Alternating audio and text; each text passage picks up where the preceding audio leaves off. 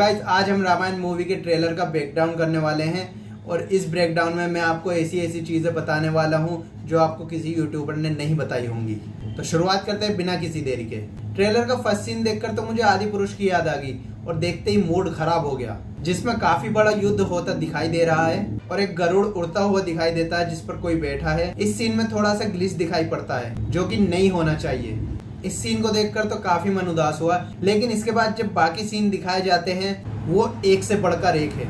अगले सीन में हम देखते हैं कि श्री राम क्राउड के बीच से होकर जाते हैं, तब लेफ्ट साइड में उन्हें एक बच्चा प्रणाम करता हुआ दिखाई देता है और पहले फ्रेम में वो चलते चलते उसको लगभग पार कर जाते हैं। तभी दूसरे फ्रेम में हम देखते हैं कि वो बच्चा जो प्रणाम कर रहा था वो फूल डाल रहा होता है। तो कोई भी पर्सन हो वो एक टाइम पर एक ही काम कर सकता है, या तो प्रणाम करेगा या फिर फूल डालेगा। तो इतनी बड़ी गलती कैसे हो गई इनसे। और इन्हीं दोनों फ्रेम में जो बच्चा फूल डाल रहा है और प्रणाम कर रहा है उसके बगल में एक आदमी और खड़ा है जिसकी पगड़ी का कलर चेंज हो जाता है। ऐसे कैसे? वैसे तो ये चीज़ें फिक्स हो जाएंगी क्योंकि अभी तो ये सिर्फ एक ट्रेलर है, पर यह सीन इतना अलौकिक और भव्य है कि साफ पता चल रहा है कि मेकर्स इंडियन कल्चर को इस मूवी में कितने अच्छे से प्रेजेंट करने वाले हैं। फिर इसके बाद ये वाला सीन आता है जिसमें प्रभु राम का लुक तो काफी अच्छा है, पर राक्षस थोड़ा हॉलीवुड की Jack the Giant Slayer movie के जैसा लग रहा है। ये इंडियन राक्षस सा तो बिल्कुल नहीं लगता। फिर अगले सीन में हम रणबीर कपूर को एक धनुष उठाते हुए देखते हैं और आई थिंक ये शिव धनुष है जो कि सीता जी के स्वयंवर की स्पर्धा के लिए रखा गया था। और स्वयंवर की स्पर्धा ये थी कि जो भी इस धनुष को उठाकर तोड़ेगा वही सीता जी का वर बनेगा। और हम सब जानते हैं कि ये काम सिर्फ प्रभु राम ने किया था। तो इससे पता चलता है कि मूवी को काफी डिटेल के साथ बनाया जा रहा है, क्योंकि ये सीन हमने आदि पुरुष मूवी में नहीं देखा था। और अगले सीन में हम देखते हैं श्री राम, लक्ष्मण जी और सीता जी वनवास जाने से पहले राजा दशरथ से मिलने आते हैं। और अगले सीन में जब हम उन्हें राजमहल के द्वार पर देखते हैं तो सभी अयोध्यावासी उन्हें विदा करने आते हैं। ये सीन मुझे राज कॉमिक्स की नागायन सीरीज की याद दिलाता है। अगर आपने राज कॉमिक्स पढ़ी है तो आपको पता होगा, जिसकी स्टोरी रामायण से इंस्पायर है।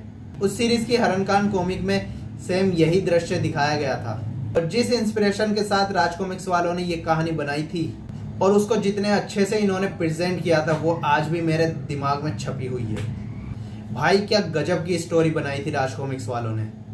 अगर आपको कॉमिक बुक पसंद है तो एक बार जरूर पढ़ना। मैंने उस सीरीज के सारे पार्ट्स के नाम डिस्क्रिप्शन में दिए हुए हैं।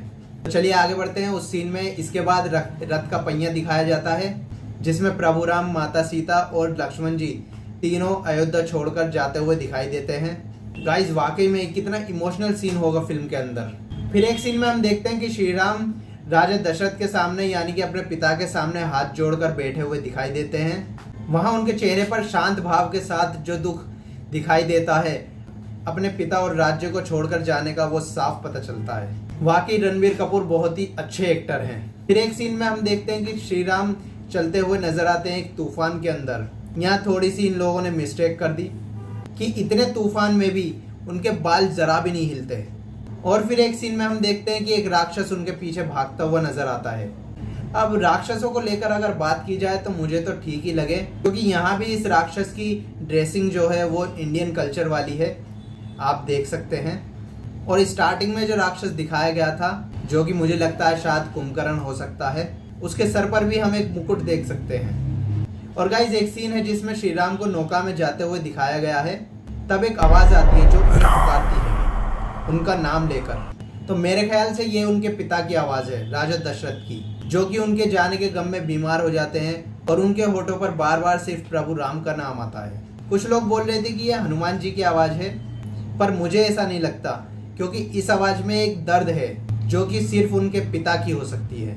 और वैसे भी हनुमान जी तो उन्हें सीता जी के हरण के बाद मिलते हैं, जबकि इस सीन के अंदर हम उन तीनों को देख सकते हैं इस नाव में। और फिर इस ट्रेलर के लास्ट में दिखाया जाता है रावण की एक झलक, जिसको देखकर तो मुझे लगता है कि ओम रावत भी सोच में पड़ गए होंगे कि मैं ऐसा क्यों नहीं कर पाया। तो इस सीन में रावण को पुष्पक विमान की तरफ जाते हुए दिखाते हैं, जो कि मेरे ख्याल से तब का हो सकता है जब वो सीता जी के हरण के लिए जा रहा होगा। और बात की जाए पुष्पक विमान की तो जैसा नाम है वैसा ही बनाया है इसको नितेश तिवारी ने। पहले जो पुष्पक विमान हमने देखा था टीवी सीरियल में वो उस टाइम के हिसाब से काफी अच्छा था। फिर एक सीरियल में और देखा, ये भी ठीक था और काफी बड़ा भी था इसमें। पर जो आदि पुरुष में दिखाया गया उस चूहे को देखकर तो आज भी हंसी आती है। पर गाइस अब जो हमने रामायण के ट्रेलर में देखा है इसमें वो तो लाजवाब है और इतना विशाल बनाया है इसको कि आप खुद अंदाजा लगाइए। शायद आपने ध्यान नहीं दिया होगा, लास्ट के सीन में जब पुष्पक विमान को दिखाते हैं वहीं उसके अंदर हम रावण को भी चलते हुए देख सकते हैं, जो कि बहुत छोटा दिखाई देता है और इसकी डिजाइनिंग भी काफी बारीकी से की गई है।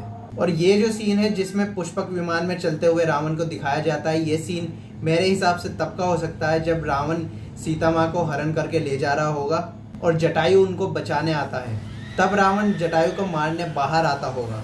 या फिर ये तब का सीन हो सकता है जब ब्रह्मा जी रावण को पुष्पक विमान वरदान में देते हैं, क्योंकि बताया जा रहा है कि इसमें रावण की भी स्टोरी काफ़ी हद तक कवर की जा रही है। तो गाइस फाइनली अगर मैं अपनी बात करूं तो मुझे तो ट्रेलर बहुत ही अच्छा लगा, पर बिना एक भी डायलॉग के ऐसा ट्रेलर प्रेजेंट करना जो कि लोगों के दिल में उतर जाए, ये तो सिर्फ नितेश तिवारी ही कर सकते हैं।